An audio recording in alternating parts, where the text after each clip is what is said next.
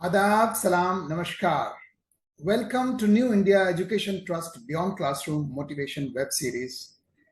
दोस्तों, आपको मालूम है कि आजकल हम आपको जावेद साहब के एक मजमूआ कलाम यानी उनकी नज़मों, उनके गीतों और उनकी गज़लों का जो एक संग्रह है, मजमूआ है लावा, उससे हम कुछ सेलेक्टेड गज़ल, नज़म और गीत आपको सुना रहे हैं। ये मजमुआ कलाम अपने आप में एक बहुत ही खूबसूरत सा कलेक्शन है और हम समझते हैं कि आप सबको इसे पढ़ना चाहिए। बहरहाल हम आपको उसमें से कुछ चुनिंदा सेलेक्टेड गीत, गज़ल और नज़म आपको सुनाएंगे। आज हमने जो एक बहुत ही खूबसूरत सी गज़ल है, जो शुरू होती है, कभी कभी मैं सोचता हूँ, यहाँ से शुरू होती है ये गज़ल। और ये गज़ल बहुत ही खूबसूरत सी गज़ल है। इससे पहले कि मैं आपको ये गज़ल सुनाऊँ, मैं चाहता हूँ कि जो इसमें जो मुश्किल अल्फाज यानी ऐसे डिफ़िकल्ट शब्द जिनका यूज़ हुआ है, जो लगता है मुझे कि शायद हिंदी स्पीकिंग लोगों के लिए शायद कुछ मुश्किल हो। हालांकि ये आम उर्दू, आम जो हिंदुस्तानी ज़बान बोलते हैं, वो इस्तेमाल की गई है, लेकिन फिर भी चंद शब्द ऐसे हैं, चंद अल्फाज ऐसे हैं जो मुझे लगता है कि मुश्किल हो। तो मैं उनका मतलब मैं आपको पहले से बता देता हूँ, जिससे जब मैं नज़म को रिसाइट करूँ, इस गज़ल को मैं रिसाइट करूँ, तो उस वक्त आप समझ सकें उस शब्द के, उस शब्द का जो अर्थ है, जो उसका मीनिंग है, वो आप समझ सकें।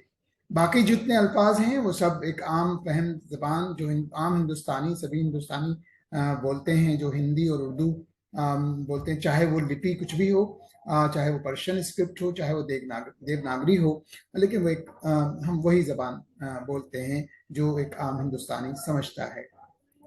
बहरहाल इसमें जो कुछ अल्फाज आए हैं वो कुछ इस तरह से, एक लफ्ज आया है इर्तिआश। इर्तिआश का मतलब है कंपन। फिर एक लफ्ज उन्होंने यूज किया दानिस्ता। दानिस्ता का मतलब है जानबूझकर। फिर एक आया है लफ्ज पाश पाश। पाश पाश का मतलब है चूर चूर हो जाना। और एक है फिक्रे माश। फिक्रे माश यानी आजीविका की चिंता। और फिर एक लफ्ज है जुस्तजू। जुस्तजू का मतलब है खोज, तलाश। ये चंद शब्द हैं जो थोड़े से मुश्किल हैं। मुझे उम्मीद है कि जब मैं इसको, इस गज़ल को रिसाइट करूंगा, मैं पहले से इसलिए बता दिया कि जब एक रेसिटेशन के लिए एक समा होता है, समा बनता है, तो बीच में अगर उन अल्फाज को समझाया जाए तो मज़ा नहीं आएगा सुनने में। इसलिए मैंने कोशिश की कि पहले ही उन मुश्किल अल्फाज के मायने आप लोगों को, उसका अर्थ जो है मुश्किल अल्फाज का, आप लोगों को बता दिया जाए। तो आइए सुनते हैं और मज़ा लेते हैं जावेद अख्तर साहब की ये बहुत ही खूबसूरत सी गज़ल। कभी कभी मैं ये सोचता हूं कि मुझको तेरी तलाश क्यों है, कि जब है सारे ही तार टूटे तो साज में इर्तिआश क्यों है। कोई अगर पूछता ही हमसे, बताते हम गर तो क्या बताते, भला हो सबका कि ये ना पूछा कि दिल पे ऐसी खराश क्यों है। उठा के हाथों से तुमने छोड़ा, चलो न दानिश तुमने तोड़ा, अब उल्टा हमसे तो ये ना पूछो कि शीशा ये पाश पाश क्यों है। अजब दोराहे पे जिंदगी है, कभी हवस दिल को खींचती है। अजब दोराहे पे जिंदगी है, कभी हवस दिल को खींचती है। कभी ये शर्मिंदगी है दिल में कि इतनी फिक्रे माश क्यों है। न फिक्र कोई न जुस्तजू है, न ख्वाब कोई न आरजू है।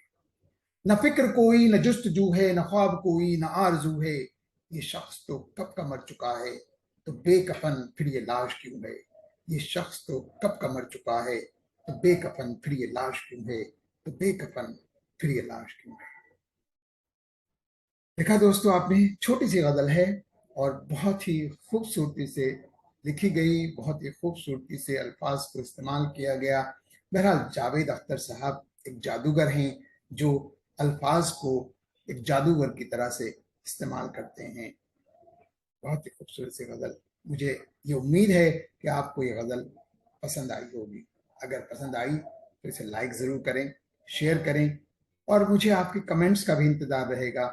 अगर मुझे कहीं इम्प्रूवमेंट की ज़रूरत है, आपको लगता है कि मैं उसको और बेहतर तरीके से कर सकता हूँ, तो अपने कमेंट्स में ज़रूर बताइएगा।